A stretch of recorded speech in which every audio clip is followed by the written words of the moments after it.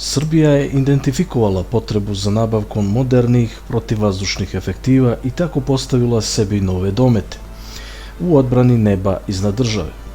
Nabavka PVO baterija kineskog proizvođača FK3, ruski mobilni PVO sistemi Buk Pancir i protivelektronske efektive Krasuha Repellent nameću novi nivo kvaliteta odbrane od eventualne agresije modernim letelicama.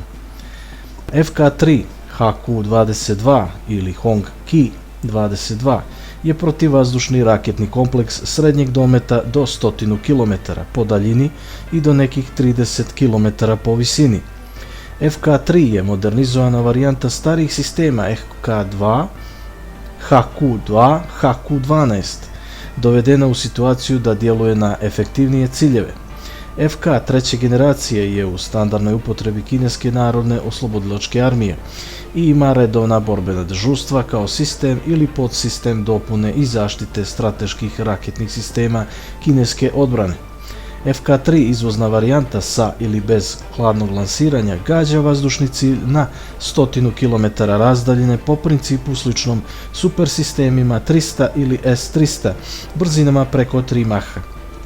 Ostaje da se vidi da li će PVO i vazdušne snage Srbije dobiti tehničke modifikacije na eksport ili nacionalnu lokal varijantu unapređenijeg dometa na 170 km pod razdaljini i do 50 km u visini, što bi bio dobar korak ka većem dometu poput S-300VM Antey 2500, takozvani Gladiator varijanta modernizovanih na veće domete preko 170 km.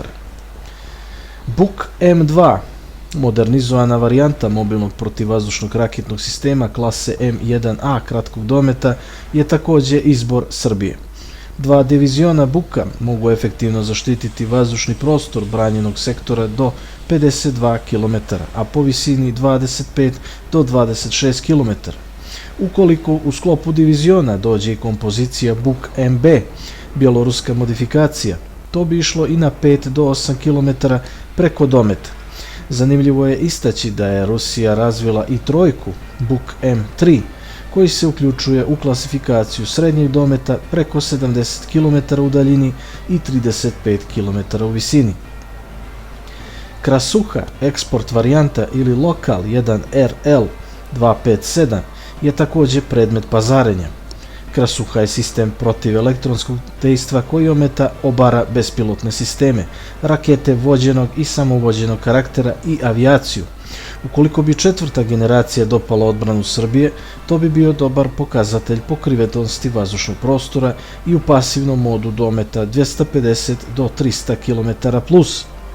Repellent 1, protivelektronski sistem, Srbija uklapa sa Krasuhom, jer postoji mogućnost umrežavanja na radne frekvencije, pogotovo u svojstvu ometanja, obaranja bespilotnih sistema i letelica i rojeva istih dometa 20 km+.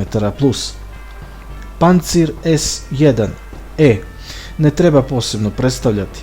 Ovaj sistem PVO odbrane sa dual odgovorom uspješno pokriva prateće efektive PVO odbrane, a može se i koristiti u vazduh kopno operacijama dometa dejstava od 5 do 25 km. Novije varijante S2E idu i do 30 km+, što kombinuje višeboj ovakvih mobilnih PVO sistema. Koliko bi Srbija pazarila najmoderniju nadogradnju varijanta Pancir SM, išla bi i do 45+ km dometa, što ga stavlja u kategorisanje sistema polusrednjeg do srednjeg dometa.